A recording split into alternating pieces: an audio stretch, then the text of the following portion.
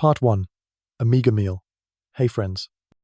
Tonight, we're going to embark on a journey full of flavors, but not the kind you're expecting. Imagine yourself sitting in a medieval thatched cottage, with flickering firelight, surrounded by the smell of damp earth and wood smoke. On the table is a bowl of watery gruel, looking like dishwater, and next to it, a chunk of bread as hard as stone. This is your daily menu. And if you think you could survive a week on this, well, good luck, because most of us would give up on the first day. So, before you get comfortable, take a moment to like the video and subscribe, but only if you genuinely enjoy what I'm doing here. I'm also curious to know where you're listening from and what time it is there. So, drop a comment and share. Now, turn off the lights. Maybe turn on a fan for some gentle background noise. And let's start tonight's journey. You open your eyes, and the dim morning light seeps through the gaps in the thatched walls of your small cottage. The distant crow of a rooster echoes, but there's no sound of people, no children's laughter, or the hurried footsteps of neighbors. You sit up, the rough wool blanket scraping against your skin, and the cold of the earthen floor seeps through your bare feet. Where are you? You wonder. This is a small village in England, around the year 1340, in the Middle Ages, before the Black Death swept through and turned everything upside down. But even before that horrific plague, life here was far from easy, especially when it came to food. Something you're about to discover is a real struggle. Hunger gnaws at your stomach, reminding you it's time to find something to eat. You shuffle to the corner of the cottage, where a crude wooden table holds a bowl of gruel, cold from last night. It's made from barley, the cheapest grain your family could afford. But it's so watery, you can see the bottom of the bowl through the murky liquid. Next to it is a piece of dark bread, made from a mix of barley and rye flour, without yeast, because yeast is a luxury you've never dreamed of. You try to bite into it, but it's so hard you have to soak it in the gruel to soften it. And even then, it tastes like sand, with tiny grains of grit catching between your teeth. You grimace, wondering if there's anything better to eat today. But deep down, you know the answer is no. You look around the small thatched cottage, its straw roof starting to rot, and wonder if there's any way to make this meal less miserable. Maybe some vegetables, a tiny piece of cheese, or even a pinch of salt to add flavor. But no, this is the standard diet of a medieval peasant. And you, one of them, have to accept it. The historical truth is that in the Middle Ages, about 80% of Europe's population were peasants, and their diet relied heavily on grains like barley, rye, and sometimes wheat, if they were lucky. Things like meat, cheese, or fresh vegetables were luxuries, only appearing on special occasions like Christmas or weddings. You scoop up a spoonful of gruel, trying to swallow it, but its blandness makes you wince. To make it slightly more bearable, if you sprinkle a pinch of salt from a tiny clay jar your family keeps like a treasure. Salt is the only thing you have to add some flavor. But even salt is expensive, and you use it sparingly. You recall stories your mother told you about distant nobles in their castles, where they ate dishes seasoned with things called spices, cinnamon, nutmeg, or pepper brought from faraway lands you've only heard of in legends. But for you, those are as fantastical as magic in fairy tales. Something a peasant like you could never dream of. A strange detail you heard from a wandering storyteller in the village is that in the Middle Ages, some believed eating barley gruel with raw garlic every day would protect you from miasma, the toxic air they thought caused illness. Of course, you don't have garlic, and you're not sure if that idea even holds true. Historians still debate whether the belief in miasma actually influenced how medieval people ate, or if it was just a way to explain diseases they didn't understand. You sigh, telling yourself you should probably feel lucky to at least have a bowl of gruel, even if it's far from delicious. You chew another bite of bread, trying not to think about how it could break your teeth. To cheer yourself up, you tell yourself, at least you're not eating the rat bread some villagers joke about. The bread, they say, is made from barley flour, mixed with, well, you don't want to think about it. Speaking of jokes, you wonder if nobles ever have to worry about biting into something they'd rather not know about. Probably not. With all their gold and silver, they could buy the world to eat. While you're sitting here with a bowl of gruel, even a pig might turn its nose up at. You chuckle softly, but the laugh fades quickly as you realize the hunger still hasn't let you go. You look out through the small window, where the dim sunlight falls on the fields of rye. Today, you'll have to go out to the fields to plow and sow, hoping this year's harvest will be better than the last. But hunger still haunts you, and you know lunch won't be much different from this breakfast. Maybe some boiled dried peas if you're lucky. You sigh, trying to focus on the work ahead. But in your mind, you can't stop wondering if you'll ever eat a meal without worrying about tomorrow. You stand up, tying your worn straw shoes, and step outside. The biting cold air makes you shiver, but you know the work won't wait. As you walk through the fields, you see other peasants, their faces weathered, their hands calloused from labor. They're all like you, living a life where food isn't a joy but a battle. You tell yourself that maybe one day, things will change. But for today, all you can do is the only thing you know. Keep moving forward. With an empty stomach and a tiny spark of hope in your heart, you pause for a moment, looking toward the blacksmith's house at the edge of the village. You remember last week. He bragged that his family had a meal with a bit of cheese, traded from a passing peddler. Cheese.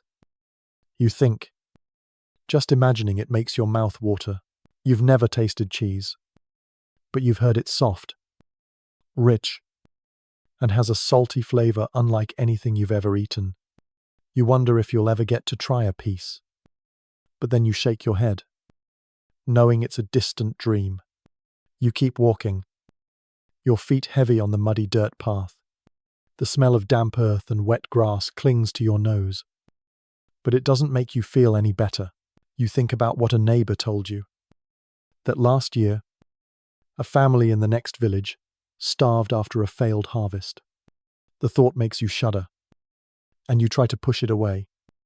But it lingers like a shadow. You know your life is just as fragile. One big rain, a drought, or a pest infestation, and everything you have could vanish.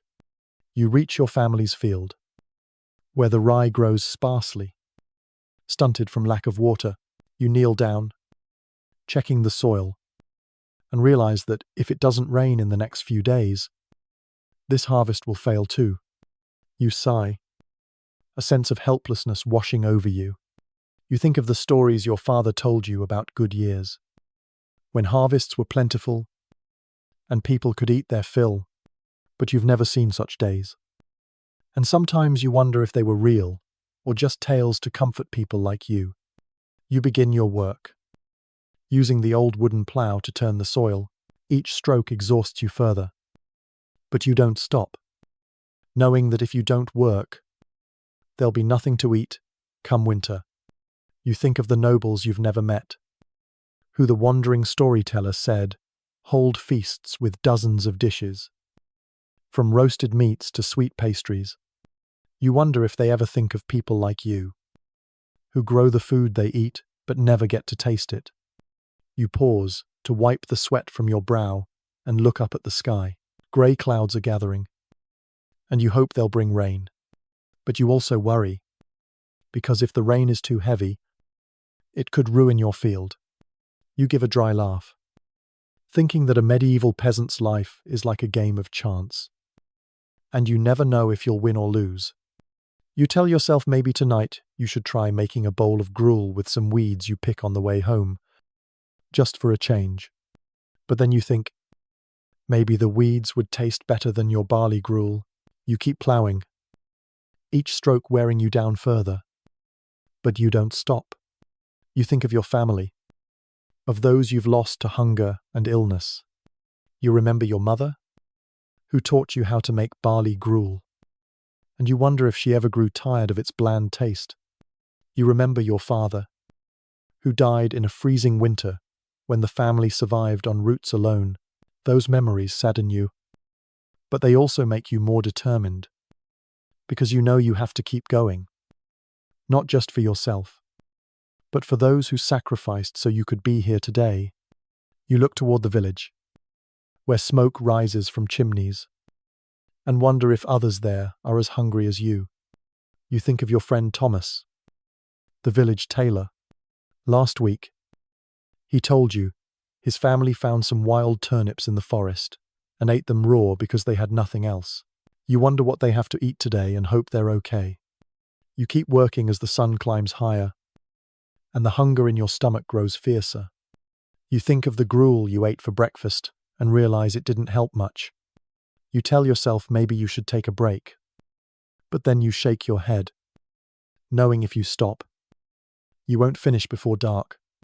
You think of the feast days you've heard about, when the village gathers, shares what they have, and eats meals you can only dream of. You remember last Christmas, when you got to eat a small piece of salted pork, the first time you felt full in months. You chuckle softly, thinking that if you told this story to a friend in modern times, they probably wouldn't believe it. They'd ask why you didn't just go to the supermarket for a pizza or a bag of chips. You shake your head, telling yourself that's a different world, one you can't even imagine. But right now, all you can focus on is the field before you, the strokes of the plough, and the hope that one day you'll eat a full meal without worrying about tomorrow. Part 2. The scarcity of precious spices. You stand in the middle of the rye field, your calloused hands gripping the worn wooden plough.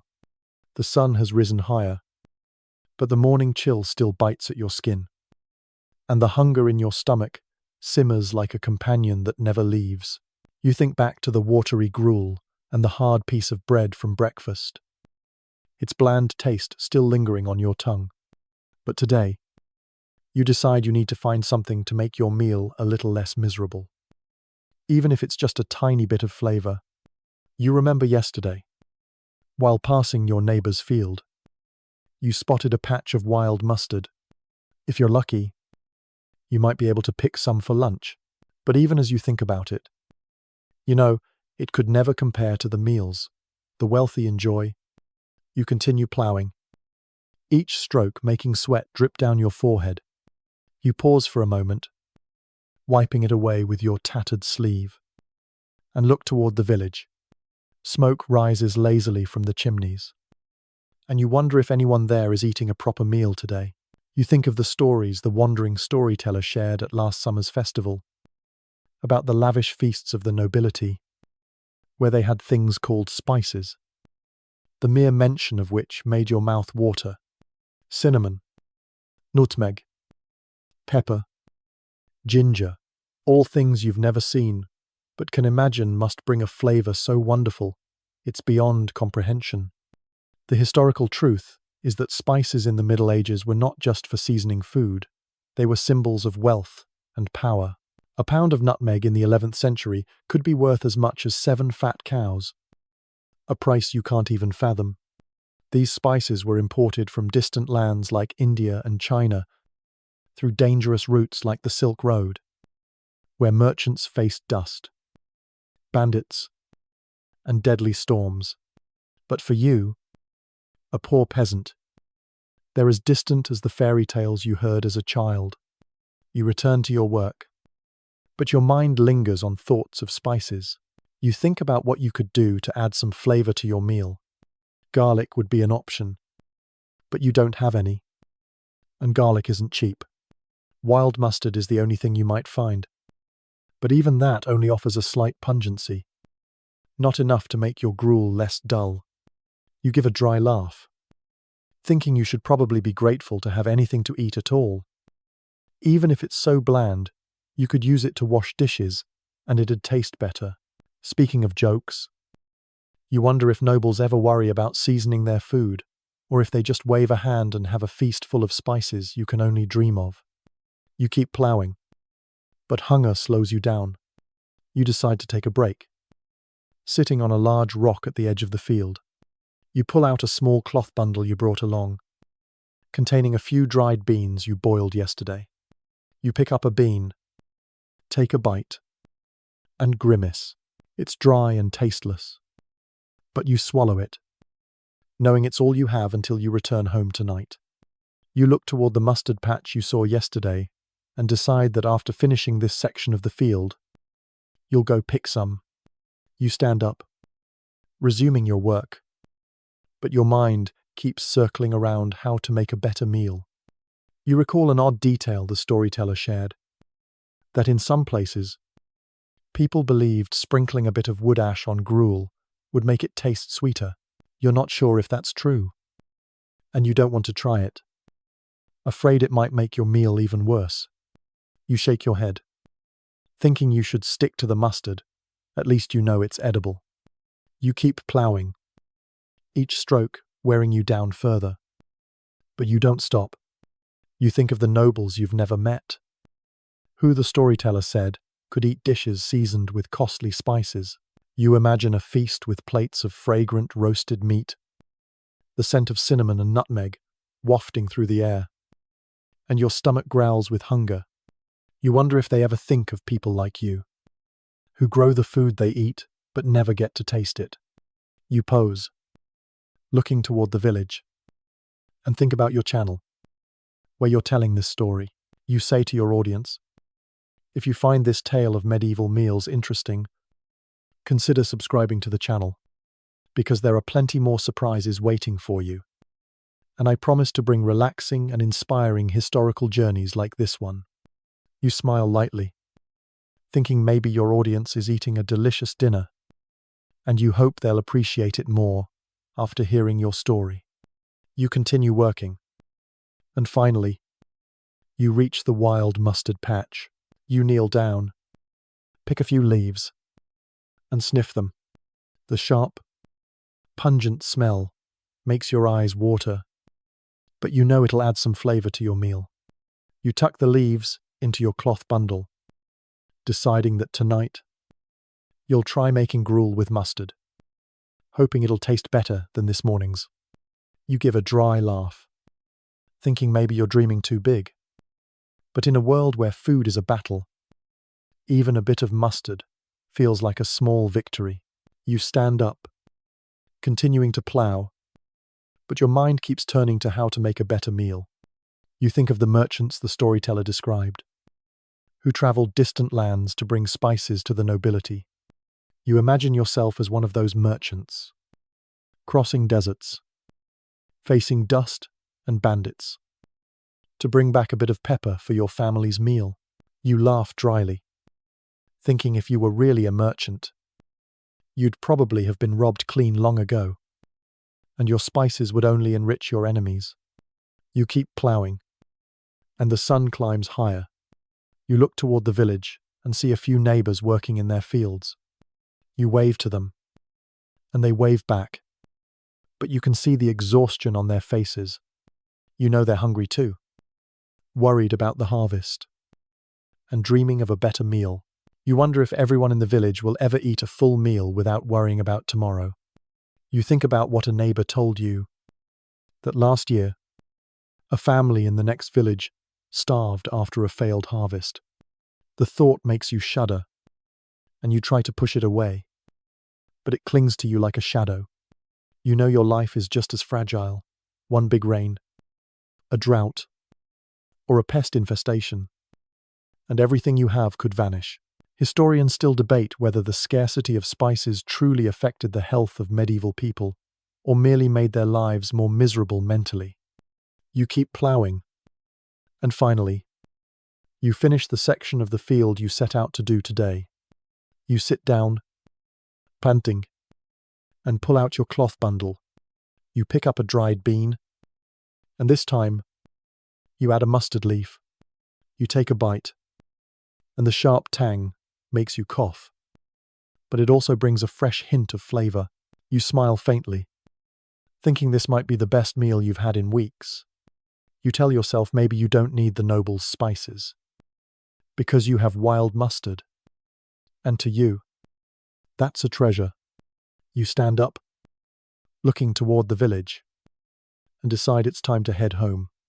You know tonight you'll eat another bowl of watery gruel, but this time, you'll have mustard to add. And that gives you a small spark of hope. You walk, your feet heavy, but your mind a little lighter. You think about what you've been through today, and tell yourself that no matter how hard life gets, you'll keep going. Because that's how people like you survive the Middle Ages. Part 3. Seasonal Vegetables. You trudge home, your feet heavy on the muddy dirt path. Clutching the cloth bundle containing the wild mustard leaves you just picked, the sun is high, its harsh light shining down on the stunted rye fields.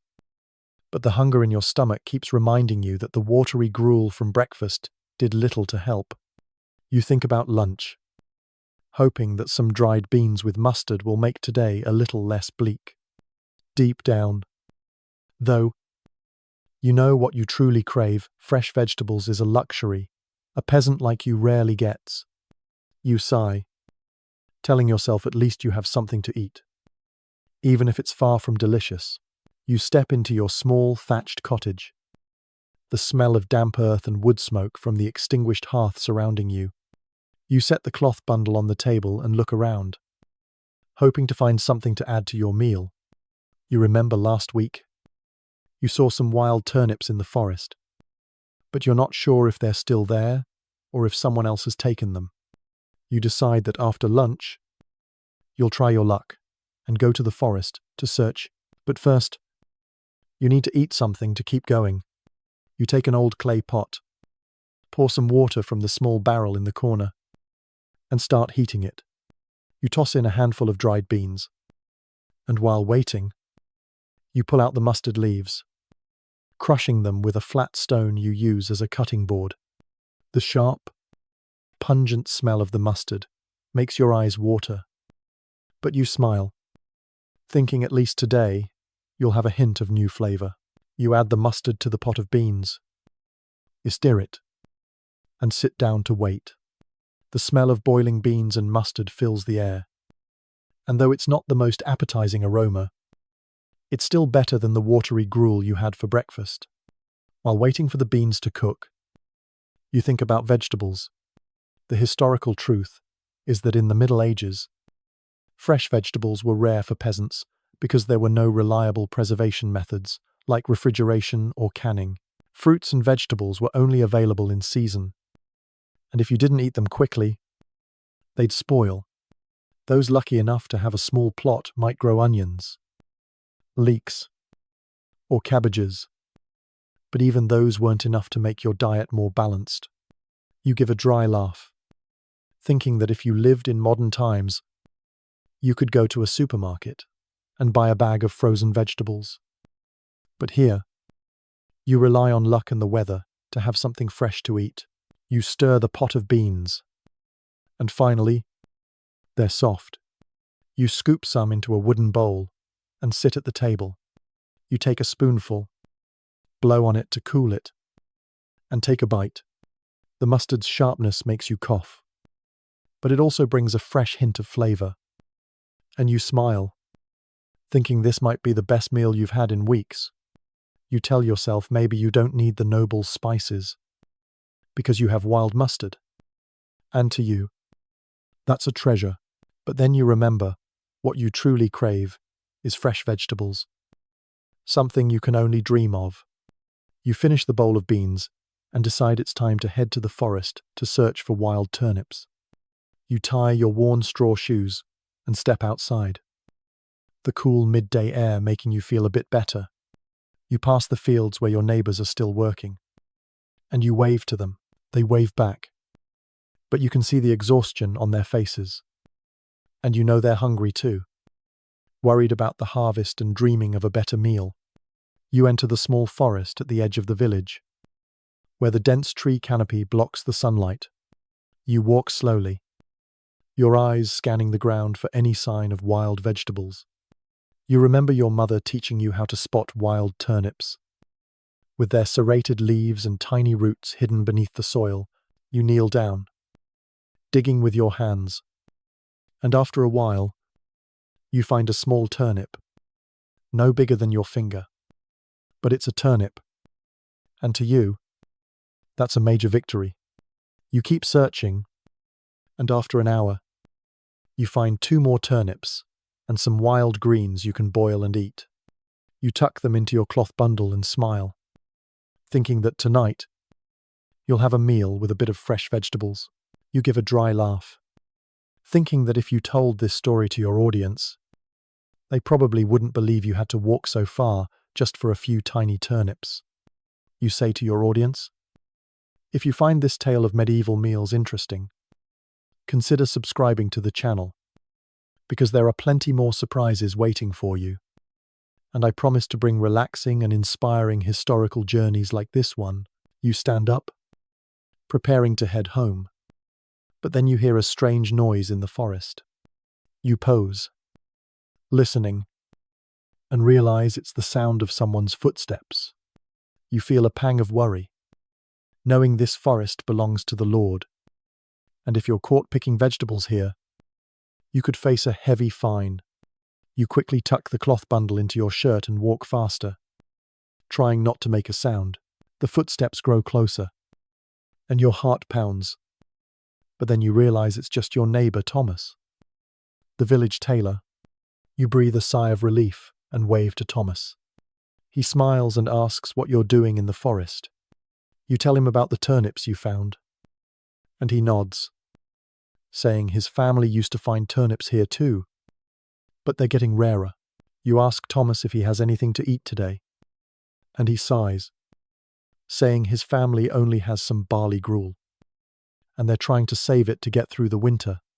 You think about what Thomas said, and realize hunger isn't just your problem, it's the whole village's. You recall an odd detail from the wandering storyteller, that in some places, people believed eating wild greens with a pinch of salt would help you live longer, because they thought salt could ward off evil spirits that caused illness. You're not sure if that's true, but you keep the wild greens, thinking they're better than nothing. You and Thomas walk back to the village together, and on the way, you think about your diet. Historians still debate whether the lack of fresh vegetables was the main cause of malnutrition in the Middle Ages, or just one of many hardships people faced.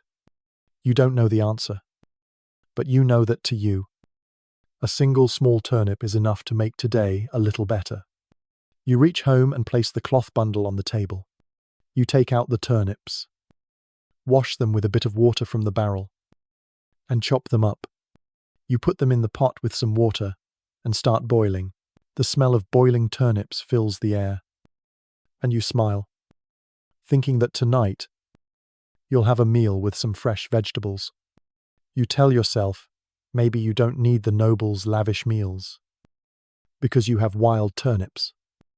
And to you, that's a great victory. You sit down, eat some boiled turnips, and savor their faint sweetness on your tongue.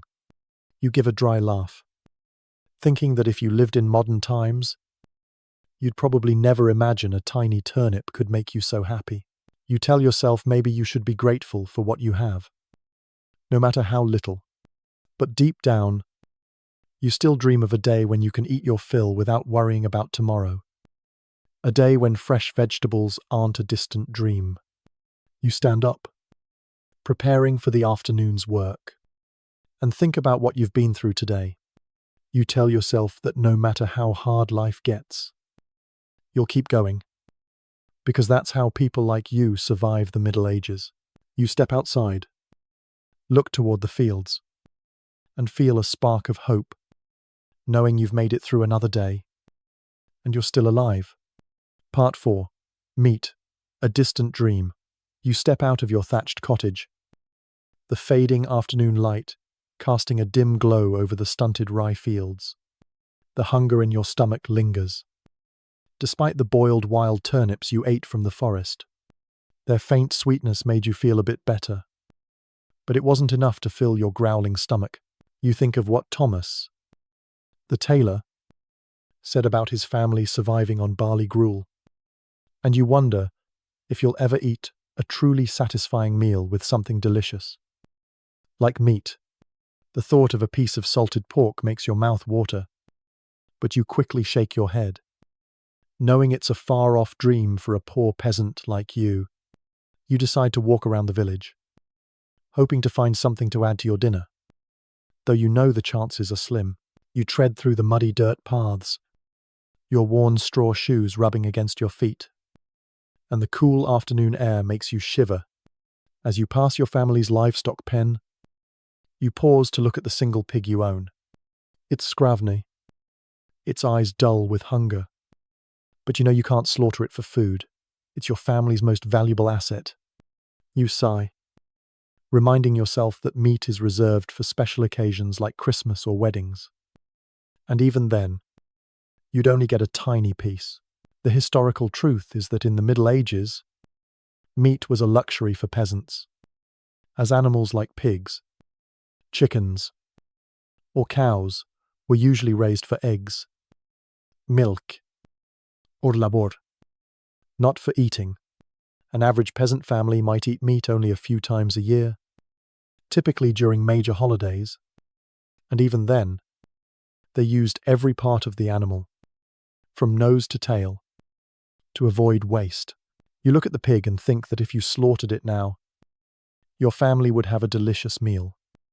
But then you'd have nothing to sell or trade for seeds for the next harvest. You shake your head, knowing you have no choice but to keep dreaming. You continue walking and reach the area near the blacksmith's house. You hear the steady clang of his hammer and decide to stop by to see if he has any news. You step inside, and the blacksmith, a tall man with scarred hands, smiles when he sees you. You ask if he has anything to eat today, and he sighs, saying his family only has some barley gruel. But last week, they traded for a small piece of cheese from a passing peddler.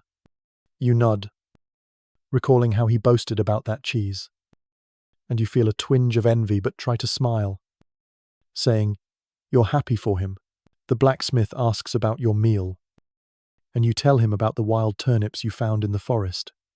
He nods, saying he's foraged turnips there too, but they're getting rarer. He adds that he heard from a peddler that in the next village, a family slaughtered their only pig to eat because they had nothing left to survive the winter. You shudder, thinking it's a desperate choice, but you understand why they did it. You tell yourself you should feel lucky. Your family still has a pig. No matter how scrawny it is, you give a dry laugh, thinking that if you lived in modern times, you could go to a supermarket and buy a juicy piece of beef. But here, you're left dreaming of salted pork you'll probably never eat. Speaking of jokes, you wonder if your pig ever thinks it's lucky not to be eaten, or if it's dreaming of a good meal like you are. You shake your head, thinking you're probably overthinking. But in a world where food is a battle, even a pig might have the right to dream. You continue talking with the blacksmith, and he shares an odd detail he heard from the peddler.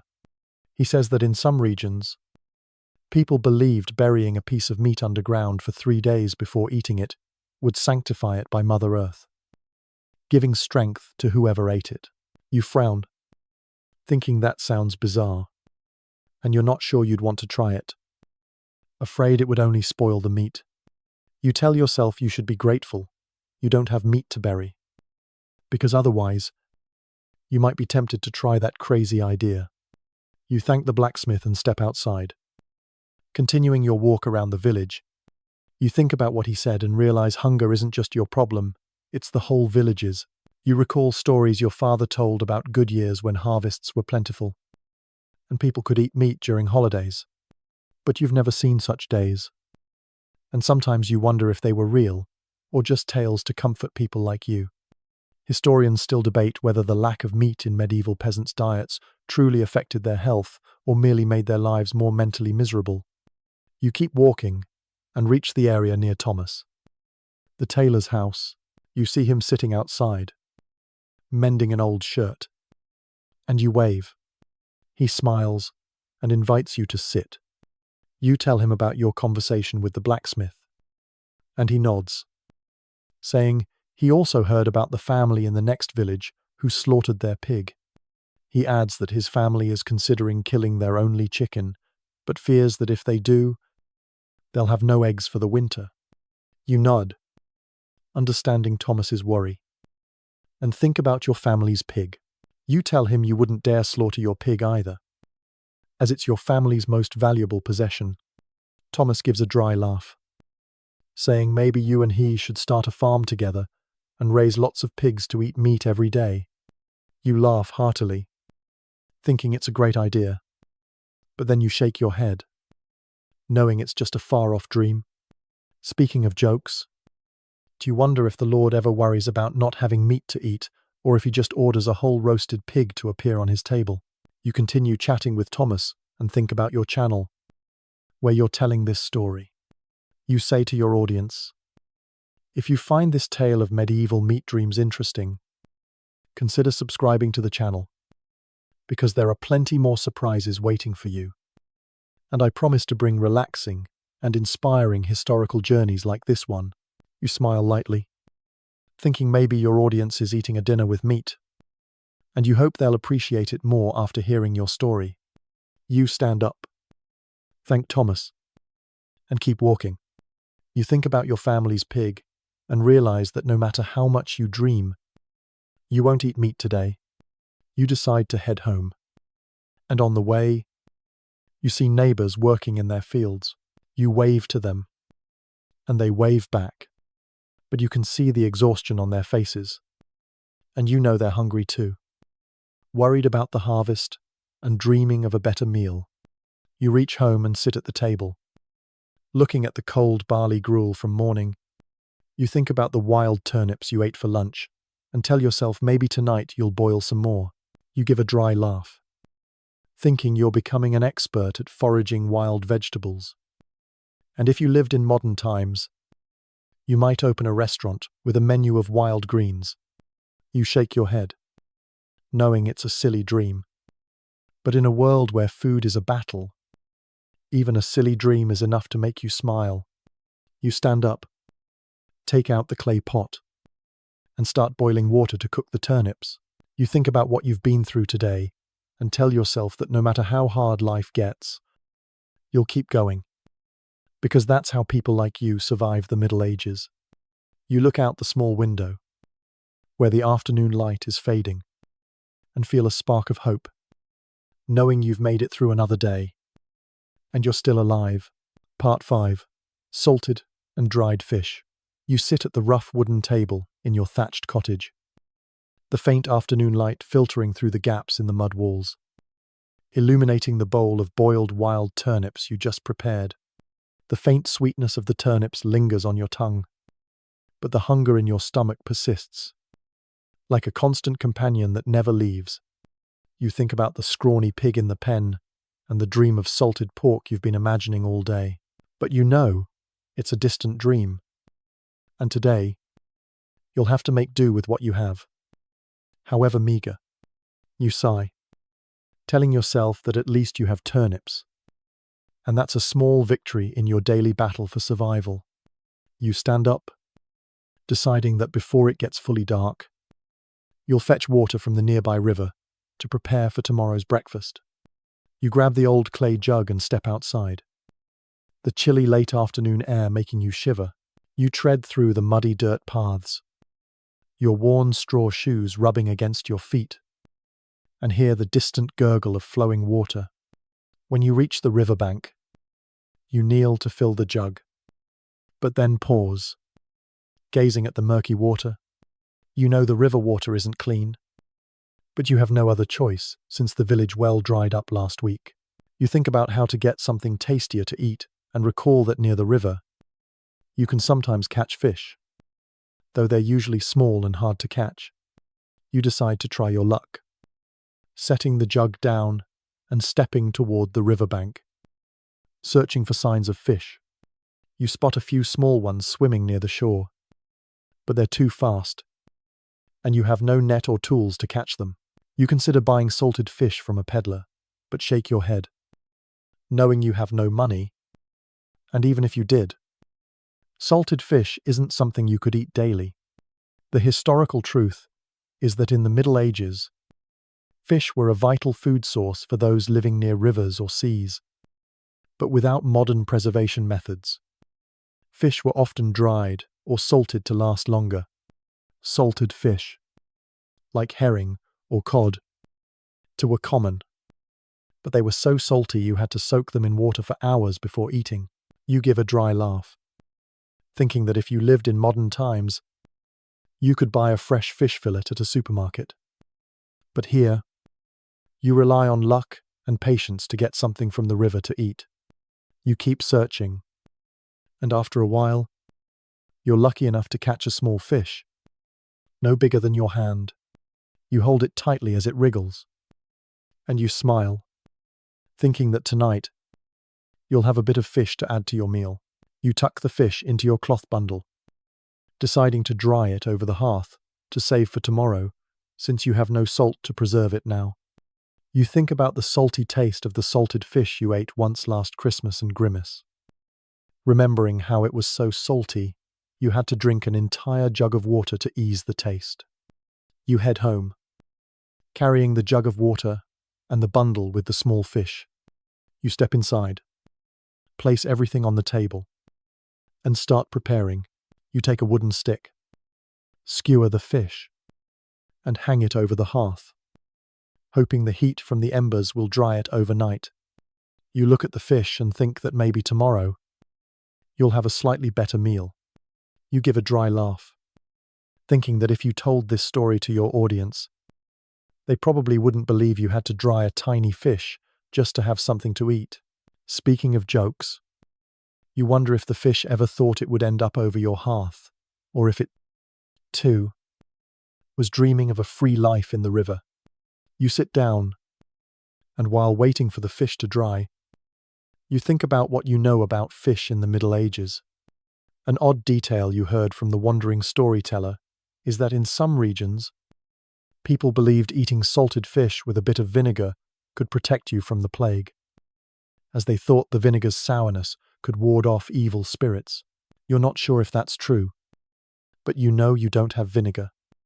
And even if you did, you're not sure you'd want to try it, afraid it would make the fish even saltier.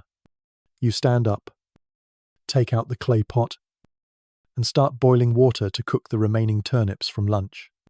You think about what you've been through today and realize that hunger isn't just your problem, it's the whole village's. You recall your conversations with Thomas and the blacksmith and wonder if everyone in the village will ever eat a full meal without worrying about tomorrow. Historians still debate whether eating salted fish truly helped medieval people avoid illness or just made their diets more unpleasant due to the intense saltiness. You stir the pot of turnips, and finally, they're soft. You scoop some into a wooden bowl and sit at the table. You take a spoonful, blow on it to cool, and take a bite. The faint sweetness of the turnips makes you feel a bit better, but you still dream about the fish you'll eat tomorrow. You tell yourself maybe you don't need the noble's lavish meals, because you have this small fish. And to you, that's a great victory. You give a dry laugh, thinking that if you lived in modern times, you'd probably never imagine a tiny fish could make you so happy. You finish the bowl of turnips and decide it's time to rest. You look out the small window, where the light of dusk is fading, and see a few neighbors returning home after a day's work. You think about your channel, where you're telling this story, and say to your audience, if you find this tale of medieval fish interesting, consider subscribing to the channel, because there are plenty more surprises waiting for you. And I promise to bring relaxing and inspiring historical journeys like this one. You smile lightly, thinking maybe your audience is eating a dinner with fish, and you hope they'll appreciate it more after hearing your story. You stand up, clean the dishes, and prepare for bed. You think about the fish drying over the hearth, and hope that tomorrow you'll have a tastier meal. You give a dry laugh, thinking you're becoming an expert at catching fish. And if you lived in modern times, you might open a seafood restaurant with a menu of salted fish. You shake your head, knowing it's a silly dream. But in a world where food is a battle, even a silly dream is enough to make you smile. You lie down on the straw mattress, pull the rough wool blanket over you, and stare at the rotting thatched ceiling. You think about what you've been through today, and tell yourself that no matter how hard life gets, you'll keep going. Because that's how people like you survive the Middle Ages. You close your eyes, feeling the hunger still simmering in your stomach, but also a spark of hope, knowing you've made it through another day, and you're still alive. Part 6. Creative Food Preservation. You wake up on your straw mattress, the dim morning light filtering through the gaps in the thatched walls. The chill seeping through the rough wool blanket makes you shiver, and the hunger in your stomach lingers, a constant companion that never leaves. You sit up, your eyes turning to the hearth, where the small fish you caught from the river yesterday is drying. You smile, thinking that today you'll have a bit of fish to add to your meal, though it's just a tiny fish, not enough to fill you up. You stand, walk to the hearth, and check the fish. It's dried to a hard, wooden texture, but you know that if you boil it, it'll soften a bit, and at least you'll have something to eat besides barley gruel. You think about how to preserve food for the winter, when everything becomes scarcer, and you can't go to the river for fish or the forest for wild turnips. You recall your mother teaching you preservation methods, which weren't always tasty, but helped you survive the cold months. You decide that today, you'll try drying some apples. As you remember picking a few small ones from a wild tree near the village last week, you also want to try pickling, having heard that pickled cabbage can last for months. A valuable dish when winter comes. You step outside, carrying an old straw basket, and head to the wild apple tree. The morning air is freezing, your breath forming small white clouds. You reach the tree and, luckily, I find a few small apples still clinging to the branches. Though they're not large or particularly sweet, you pick them, place them in the basket, and think that if you dry them, you'll have something to eat in the winter. The historical truth is that in the Middle Ages, food preservation was a vital skill, as there were no refrigerators or modern methods. People dried, salted, or pickled food to last through the winter, and these crude techniques helped millions survive the harsh months. You return home, place the basket of apples on the table, and start working. You take an old stone knife, slice the apples thinly, and string them on a cord near the hearth, hoping the heat from the embers will dry them over the next few days. You look at the apple slices and think that while they're not the tastiest food, they'll be precious when winter arrives. You give a dry laugh, thinking that if you lived in modern times, you could buy a bag of dried apples at a supermarket. But here, you must do everything yourself, from picking to drying. Speaking of jokes, you wonder if these apple slices ever thought they'd end up on your string, or if they, too, dreamed of a free life on the tree. You continue working, and after finishing the apples, you think about pickling. You recall finding some wild cabbage in the forest last week and stored it in the corner of the house, hoping it's still good. You check the cabbage, and luckily, it's still fresh. Though the outer leaves are starting to wilt, you chop it into small pieces and place them in a clay jar. You don't have vinegar, but you have a bit of salt, a treasure your family guards closely.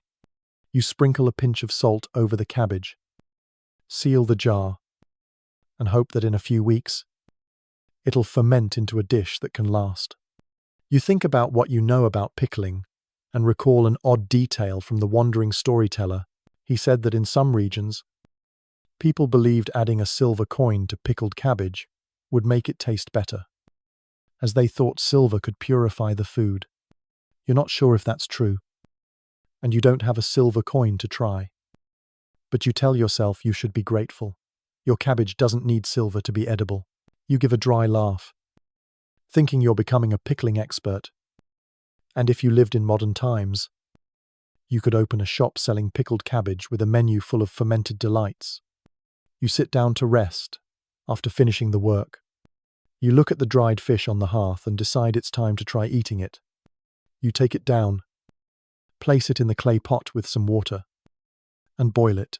The smell of fish fills the air. And though it's not the most appetizing aroma, it's still better than the barley gruel you had for breakfast. You scoop some boiled fish into a wooden bowl and sit at the table. You take a piece, blow on it to cool, and take a bite. The faint saltiness of the fish makes you grimace, but it also brings a fresh hint of flavor. And you smile, thinking this might be the best meal you've had in weeks. You finish the fish and think about your channel, where you're telling this story. You say to your audience, if you find this tale of medieval food preservation methods interesting, consider subscribing to the channel, because there are plenty more surprises waiting for you. And I promise to bring relaxing and inspiring historical journeys like this one. You smile lightly, thinking maybe your audience is eating a delicious lunch, and you hope they'll appreciate it more after hearing your story. You stand up, clean the dishes, and think about what you've done today. You think about the dried apples and pickled cabbage, feeling a bit of pride, knowing you're preparing for winter, though it's still far off. You recall stories your mother told about harsh winters when the family survived on roots alone. You tell yourself you're doing better than her, as you have apples and cabbage to store, but deep down, you know your life is still fragile, and one bad harvest could make everything fall apart. You step outside to look toward the fields and see neighbors working. You wave to them, and they wave back, but you can see the exhaustion on their faces, and you know they're also worried about winter, trying to preserve food to survive. You think about what the storyteller said, that in some regions, people dried grass to eat in winter when nothing else was left. You shudder, thinking you should feel lucky to have apples and cabbage, even if they're not the tastiest foods. You return home and think about what you know about food preservation in the Middle Ages. Historians still debate whether methods like drying and pickling truly helped medieval people survive winter or merely prolonged their suffering with bland, hard-to-swallow food. You don't know the answer, but you know that for you, a slice of dried apple or a piece of pickled cabbage is enough to make winter a little less harsh. You sit down, look out the small window where the afternoon light is fading, and think about what you've been through today. You tell yourself that no matter how hard life gets, you'll keep going, because that's how people like you survived the Middle Ages. You give a dry laugh, thinking you're becoming a food preservation expert. And if you lived in modern times, you could write a book about drying apples and pickling cabbage. You shake your head, knowing it's a silly dream. But in a world where food is a battle, even a silly dream is enough to make you smile. You stand up, prepare for the afternoon's work, and feel a spark of hope, knowing you've made it through another day, and you're still alive. Part 7. Bread mixed with impurities. You stand outside your thatched cottage, the fading light of late afternoon, casting a dim glow over the stunted rye fields where you've worked all day. The hunger in your stomach lingers, despite the boiled wild turnips you ate, and the thought of the dried apples and pickled cabbage you've prepared for winter. You feel a bit of pride for doing something to prepare for the harsh months. But deep down, you know it's still not enough to fill you, and you dream of a truly satisfying meal, even just a decent piece of bread. You decide that before it gets fully dark, you'll visit the village baker, hoping to trade some wild turnips for a loaf of bread. You trudge through the muddy dirt paths, your worn straw shoes rubbing against your feet, and the chilly late afternoon air makes you shiver. You reach the baker's house, a thatched cottage, slightly larger than yours, with a large clay oven in the backyard. You knock, and the baker, a middle-aged man with a flour-dusted face, opens the door. You greet him and ask if he has any bread to trade. You hold up your cloth bundle containing some wild turnips and greens you foraged, hoping he'll agree to the exchange. The baker looks at your bundle and nods, saying he has a small loaf he can trade. You smile, feeling a bit of relief, and hand over the bundle. He steps inside and returns with a small dark loaf made from barley and rye flour, like the bread you usually eat. You thank him and head home, clutching the loaf like a treasure. You think that tonight you'll have a slightly better meal with bread and some pickled cabbage you prepared. You reach home, sit at the rough wooden table, and place the loaf on it. You take your old stone knife, cut a slice, and take a bite, but as your teeth sink in, you grimace, feeling something gritty and hard caught between them. You spit it out and realize it's sawdust mixed into the bread. You sigh, thinking the baker likely added impurities to the flour to save ingredients. The historical truth is that in the Middle Ages, mixing impurities into bread was common, especially during times of scarcity. Dishonest bakers often added sawdust, chalk, or even clay to stretch the flour, though it made the bread less nutritious and harder to eat. You chew the bread again, trying to ignore the gritty taste of sawdust. But it bothers you, and you wonder if the baker knows he's harming people like you. You think about what you know of bread in the Middle Ages, and recall an odd detail from the wandering storyteller. He said that in some regions, people believed eating bread mixed with sawdust on a full moon would bring good luck, as they thought wood was the spirit of the forest and could bestow blessings. You give a dry laugh, thinking you should feel lucky it's not a full moon, or you might have to eat even more sawdust to test your luck.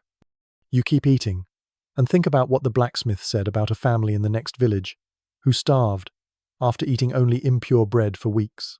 You shudder, thinking you should feel lucky to have wild turnips and pickled cabbage, even if they're not the tastiest foods. You give a dry laugh, thinking that if you lived in modern times, you could buy a soft, fragrant loaf at a supermarket.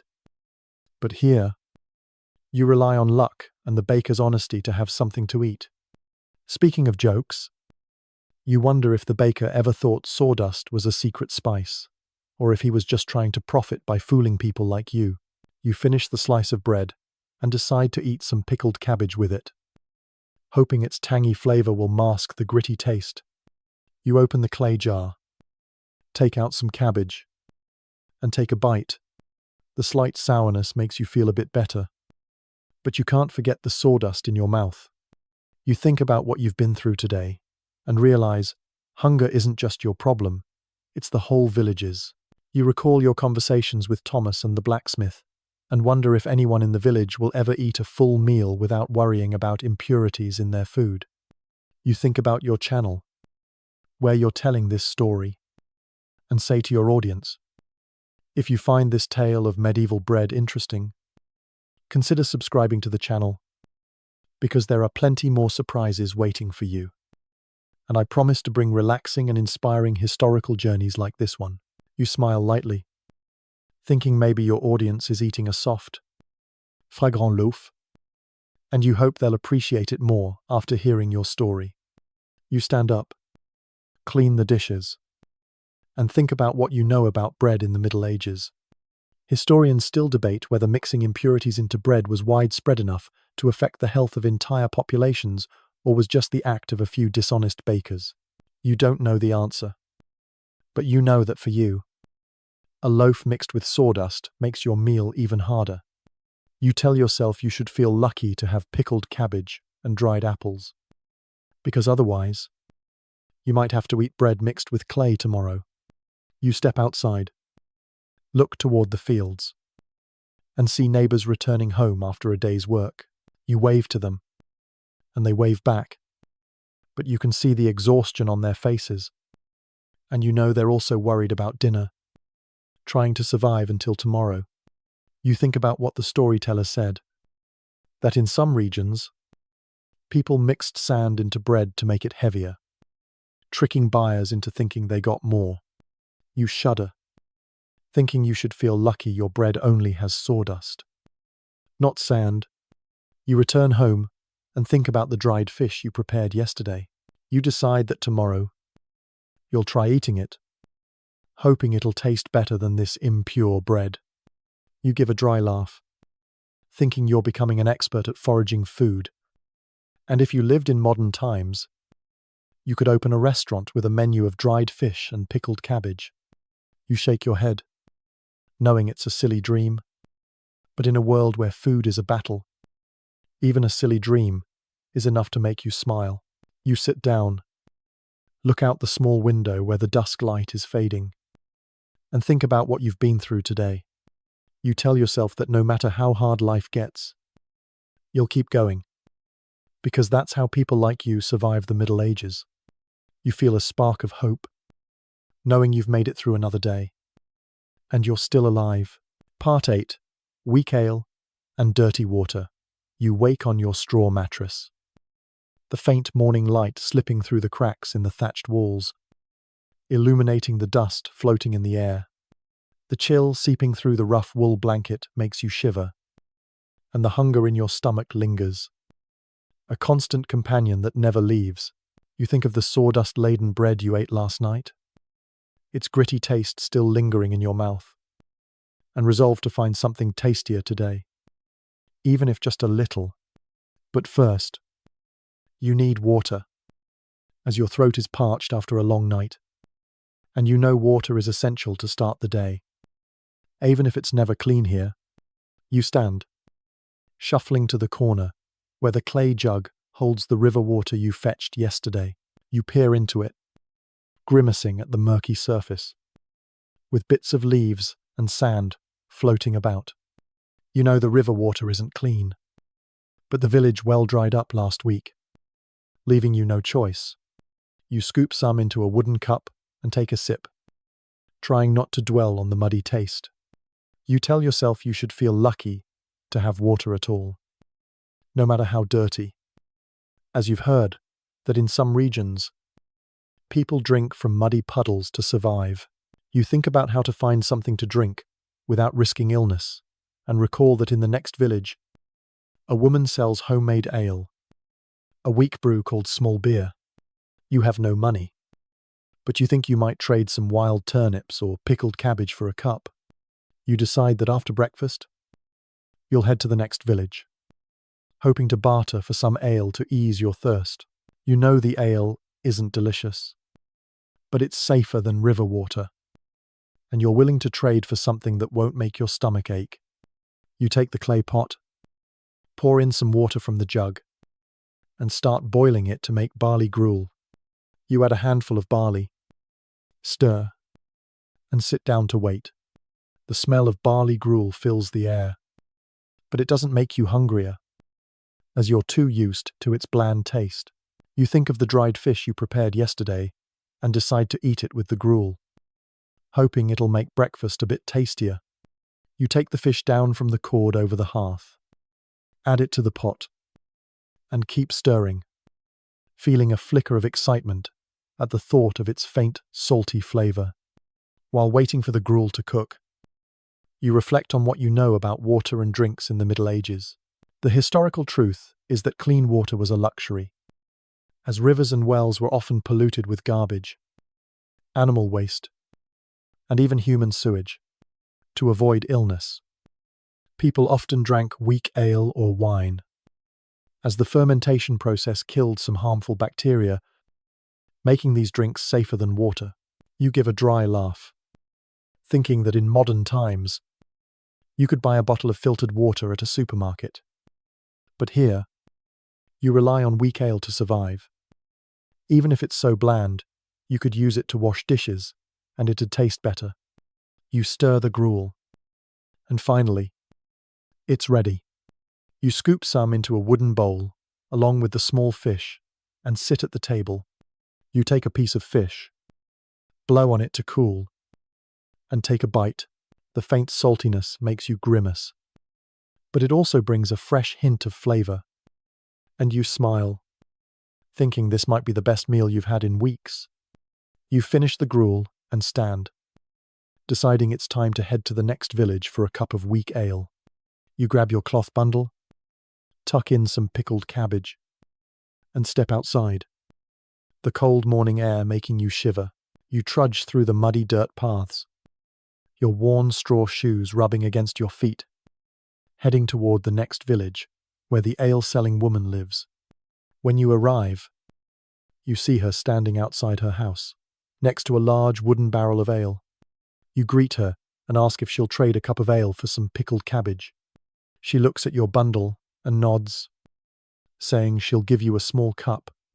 You hand over the bundle, and she ladles a cup of weak ale from the barrel. Handing it to you, you thank her, holding the cup, feeling a bit of relief at the thought of drinking something that won't make you sick. You take a sip of the ale and grimace at its bland taste. It's little more than cloudy water with a faint sour note. But you know it's safer than river water, and you force yourself to finish the cup, though it doesn't make you feel refreshed. You think about what you know about ale in the Middle Ages and recall an odd detail from the wandering storyteller. He said that in some regions, people believed drinking weak ale with a bit of mint would prevent fever, as they thought mint could cool the body. You're not sure if that's true, and you don't have mint to try. But you tell yourself you should feel lucky your ale doesn't have mint, as it might taste even worse. You thank the woman and head home. Reflecting on what you've been through today, you realize that hunger and thirst aren't just your problems, they're the entire village's. You recall your conversations with Thomas and the blacksmith and wonder if anyone in the village will ever drink clean water without worrying about illness. Historians still debate whether drinking weak ale truly helped medieval people survive plagues or merely made their lives more miserable due to the lack of clean water. You reach home and think about your channel, where you're telling this story. You say to your audience, if you find this tale of medieval weak ale interesting, consider subscribing to the channel, because there are plenty more surprises waiting for you. And I promise to bring relaxing and inspiring historical journeys like this one. You smile faintly, thinking maybe your audience is drinking clean water or a tasty fruit juice, and you hope they'll appreciate it more after hearing your story. You sit down, look out the small window, and see neighbors heading to the river for water. You wave to them, and they wave back, but you can see the exhaustion on their faces, and you know they're also worried about dirty water, trying to survive until tomorrow. You give a dry laugh, thinking you're becoming an expert at finding drinks.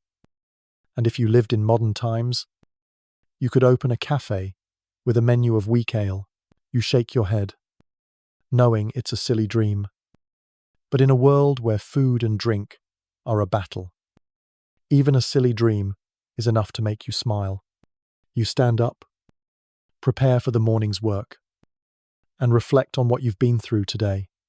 You tell yourself that no matter how hard life gets, you'll keep going, because that's how people like you survive the Middle Ages. You feel a spark of hope, knowing you've made it through another day, and you're still alive. Part 9. Frightful hygiene. You wake up in your thatched cottage, the dim morning light seeping through the cracks in the mud walls, illuminating the dust suspended in the air. The chill seeps through your bare feet as you step onto the earthen floor, and the hunger in your stomach, though you're still haunted by the bland, weak ale you drank last week. You glance at the clay jug of murky water in the corner and grimace, recalling the muddy taste in your mouth when you drank it. You know dirty water is a big problem. But today, you realize that it's not just the water your cottage, where you prepare food, is also an unavoidable health hazard. You shuffle to the hearth, where a few embers from last night still smolder, and decide it's time to prepare breakfast. You take the clay pot, pour in some water from the jug, and start boiling it over the fire to make barley gruel. But as you stir, you hear a snorting sound from the corner, where your family's scrawny pig lies on a pile of straw. It lifts its head, its cloudy eyes fixed on you, and you sigh, knowing that keeping the pig indoors is both a necessity and a danger. You can't leave it outside, where cold and predators would kill it. But you know, living with a pig makes your home a breeding ground for disease. You look around and notice the dirt floor is covered with filthy straw, where the pig has relieved itself, and the stench of manure mingles with the wood smoke from the hearth, creating an oppressive atmosphere. You try to tidy up a bit, using a dry branch to push the dirty straw into a corner. But you know it's not enough to make the cottage any cleaner. The historical truth is that in the Middle Ages, living with livestock indoors was common in rural areas, as people needed to keep animals warm and safe from harsh weather and predators. However, this turned homes into breeding grounds for disease, with fleas, lice, and bacteria thriving in unsanitary conditions. You stir the gruel, and finally, it's ready. You scoop some water into a wooden bowl and sit at the table. But as you lift a spoonful of gruel, you hear the buzz of a fly swooping by. You swat it away, but it returns, landing on the rim of your bowl. You grimace, knowing the fly might have just been on the pig's dung before it reached your gruel, and you wonder if it's carrying something dangerous. You try to ignore it and finish the gruel, but the thought of the filth saps the little enjoyment you'd hoped to find in your meal. You stand up, clear the dishes, and decide you need to do something to improve the hygiene in your home. Even if just a little, you grab some clean straw from your reserve and spread it over the floor, hoping it'll cover the filth and make the cottage smell less foul. You open the door to let in fresh air, but then you hear clucking from the yard, and remember you also keep chickens just outside. You step out and see a chicken pecking at the dirt near the pig's manure, and you shudder, thinking the eggs you collect from them are hardly clean either. You reflect on what you know about hygiene in the Middle Ages, and recall an odd detail from the wandering storyteller. They said that in some regions, people believed hanging a bundle of dried herbs over the doorway would ward off evil spirits that caused disease, as they thought the herbs could absorb toxic air. You're not sure if that's true, and you don't have any dried herbs to try. But you tell yourself you're lucky not to believe in evil spirits, or you'd have to hang an entire field over your door. You give a dry laugh, thinking that in modern times, you could buy a bottle of disinfectant cleaner and scrub your cottage spotless in an hour. But here, you rely on straw and fresh air to make things slightly less filthy. Speaking of jokes, you wonder if your pig ever thinks it's living in a 5-star hotel with all the straw and manure it has. You shake your head, thinking you're overthinking. But in a world where hygiene is a battle, even a pig has the right to dream. You step outside, deciding to fetch more water from the stream, though you know it's no cleaner than the water in your jug. You grab the clay jug and trudge through the muddy paths, your worn straw shoes scraping your feet. When you reach the stream bank, you kneel, scoop water into the jug, and stare at the murky surface. You spot a water bug skittering across the bank and shudder, wondering if it drinks from the same water and carries diseases. You try not to dwell on it, filling the jug, but the thought of poor hygiene gnaws at you. On your way home, you meet Thomas, the village tailor. You greet him and ask if he's worried about hygiene at home. He sighs, saying his family also keeps chickens indoors, And last week, one of his children had a stomachache, likely from eating something unclean. You nod, understanding Thomas's concern, and think of your own cottage, with its pig and filthy straw waiting for you. You tell him you're worried too, but you don't know how to improve things. As you lack clean straw or water to make anything better, you think about your channel, where you're telling this story, and say to your audience, if you find this tale of medieval unsanitary homes fascinating, consider subscribing to the channel, as there are plenty more surprises ahead. And I promise to deliver relaxing and inspiring historical journeys like this one. You smile faintly, thinking your audience might be sitting in a clean house. And you hope they'll appreciate it more after hearing your story. You reach home, set the jug down, and reflect on what you know about hygiene in the Middle Ages. Historians still debate whether unsanitary conditions were the primary cause of major plagues or just one of many factors, like malnutrition and lack of clean water. You don't know the answer, but you know that living with pigs and chickens makes every meal a gamble, and you can only hope you won't fall ill. You sit down, look out the small window, and see neighbors sweeping their yards. You wave to them, and they wave back, but you can see the exhaustion on their faces, and you know they're also worried about hygiene, struggling to survive until tomorrow. You give a dry laugh, thinking you're becoming an expert at living in filth. And if you lived in modern times, you could start a cleaning service with the slogan, "Clean as the Middle Ages." You shake your head, knowing it's a silly dream. But in a world where hygiene is a battle, even a silly dream is enough to make you smile.